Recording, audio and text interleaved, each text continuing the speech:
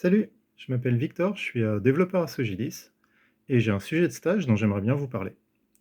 Donc globalement, je vais commencer par vous présenter le sujet, vous présenter comment se déroulerait le stage, ce que nous, Sogilis, on attend du stage, qui peut postuler, et puis quoi faire si ça vous intéresse. Globalement, le problème qu'on essaye de cibler, c'est des problématiques sur des bases de code existantes. C'est assez courant qu'on reprenne du code quand on développe le logiciel. Et quand on prend en main un nouveau projet, en général, le code est sur un dépôt Git et on ne sait pas encore en fait où vont être les points de douleur, on a besoin d'explorer un petit peu. Et un truc qui serait super utile à savoir, c'est de savoir, quels sont les fichiers sur lesquels, il y a encore de l'activité et quels sont les fichiers sur lesquels on va se faire très mal.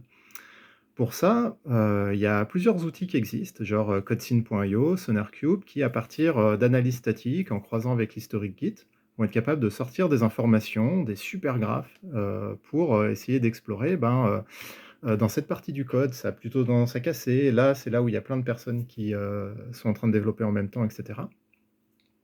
C'est super intéressant, c'est des outils géniaux, mais ils demandent de faire de la configuration pour être mis en place. Soit il faut utiliser un service en ligne, soit il faut configurer une instance et cetera.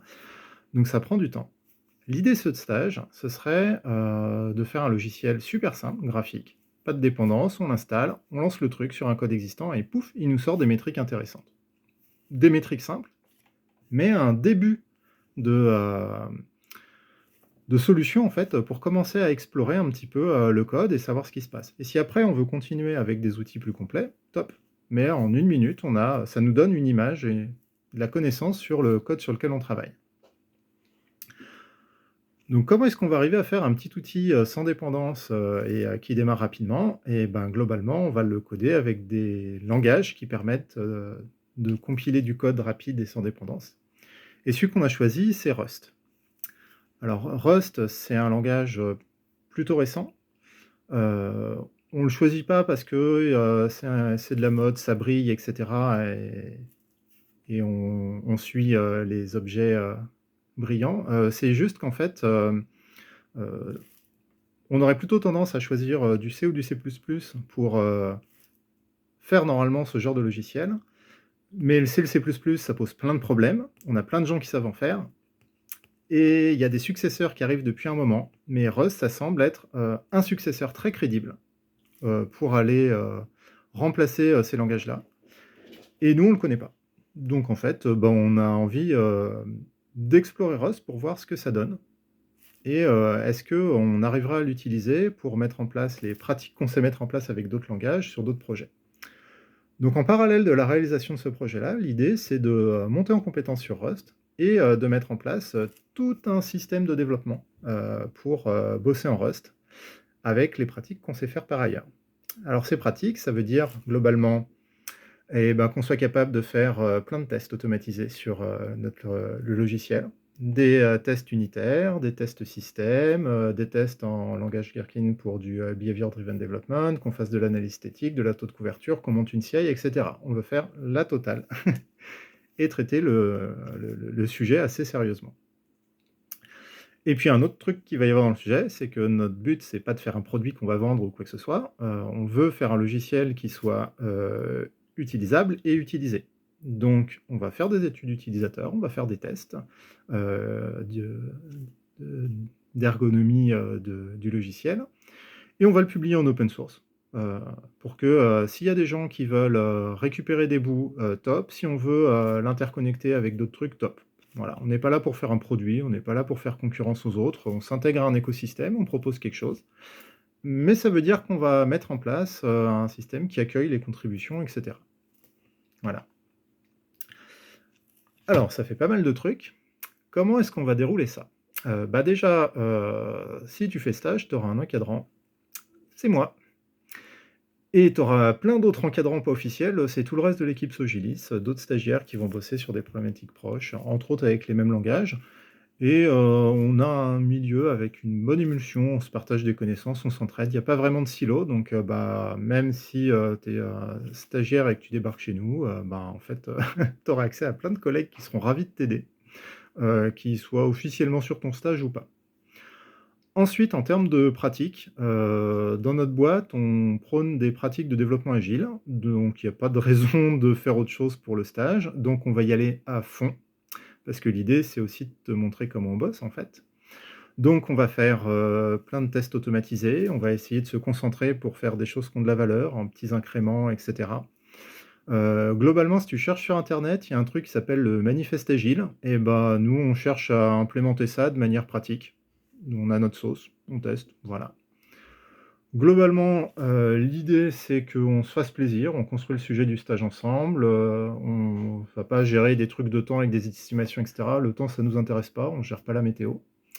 Nous, ce qui nous intéresse, c'est du fonctionnel. Si, le périmètre fonctionnel doit être adapté, on adaptera, c'est pas un problème. Au niveau de l'organisation pratique, notre stage va se passer à Grenoble.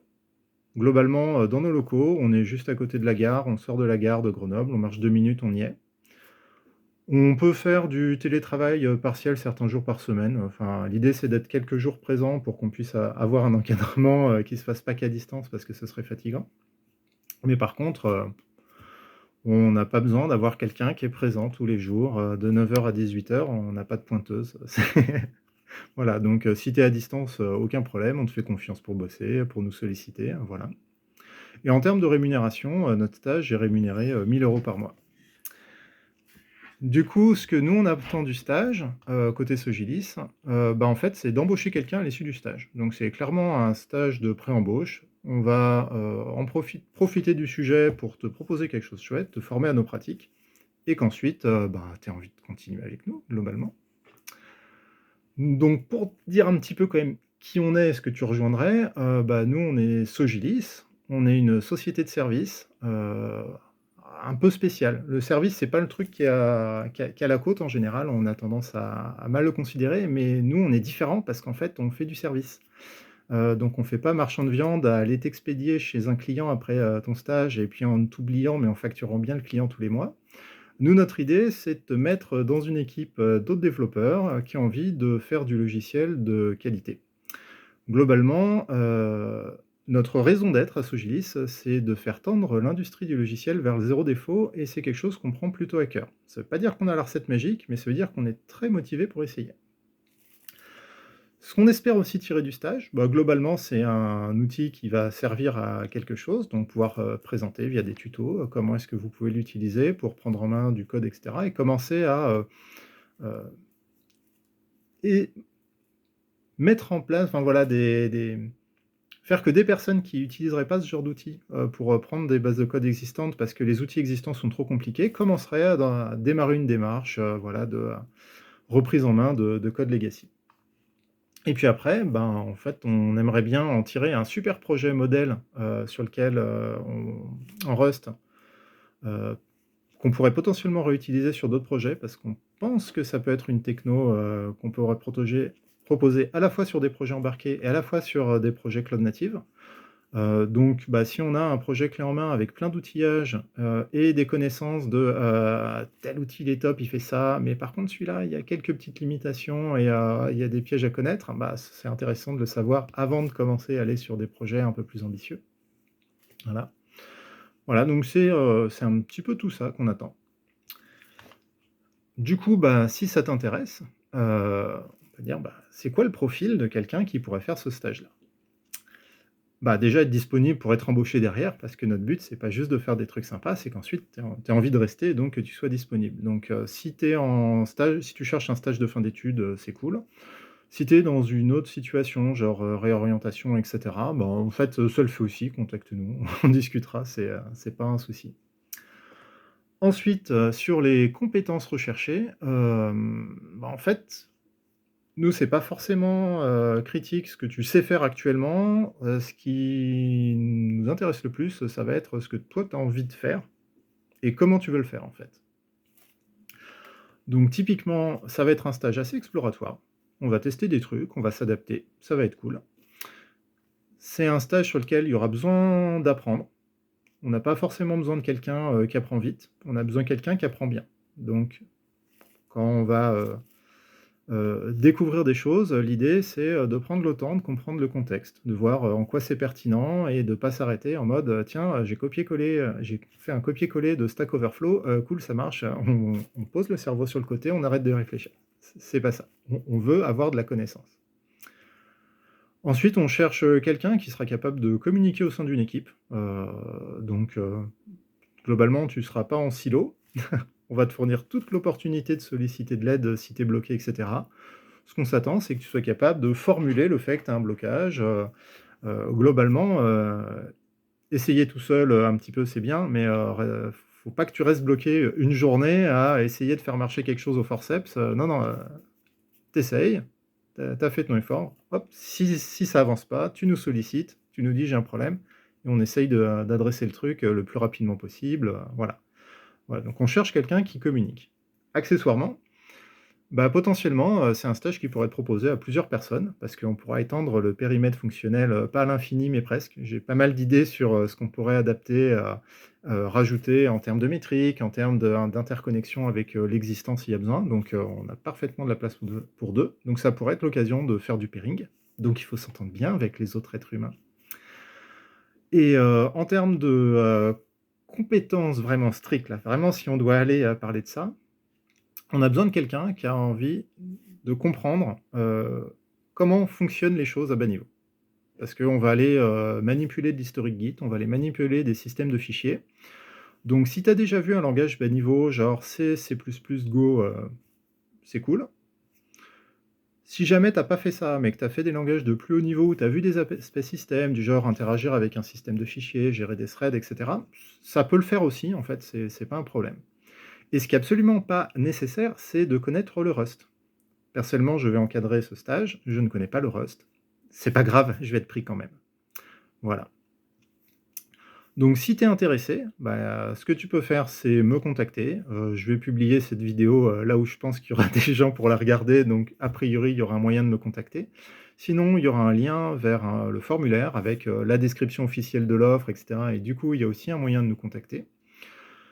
Si ce stage-là ne te tente pas, en fait, j'ai mes collègues qui ont aussi fait des stages qui sont intéressants. Il y a de la compilation, il y a de l'embarqué, il y a de la sécurité. Tu peux y jeter un coup d'œil. Ça peut peut-être être plus fun que celui-là, mais en vrai, ce serait cool que tu viennes au mien. J'aimerais bien. Mais si tu es à côté, c'est pas grave. Globalement, il y a aussi d'autres sujets qui vont parler de Rust, donc il y aura sans doute, des, parallèles sur la montée en compétences où on pourra découvrir des trucs ensemble, en version cross-stage et cetera. Si jamais, vous cherchez pas de stage, mais vous pensez que ça peut intéresser des personnes, n'hésitez pas à faire, circuler le lien, voilà, on est preneur, c'est cool. Si jamais vous pensez que ce stage est absolument nul et que vous avez envie de nous insulter sur les réseaux sociaux, faites-le aussi, ça va augmenter notre reach, notre visibilité, c'est génial, donc insultez-nous, pourrissez-nous, c'est top. Et puis, bah, j'espère quand même entendre parler de vous, bientôt. Voilà. Merci d'avoir pris le temps de m'écouter et puis, à bientôt j'espère. Salut.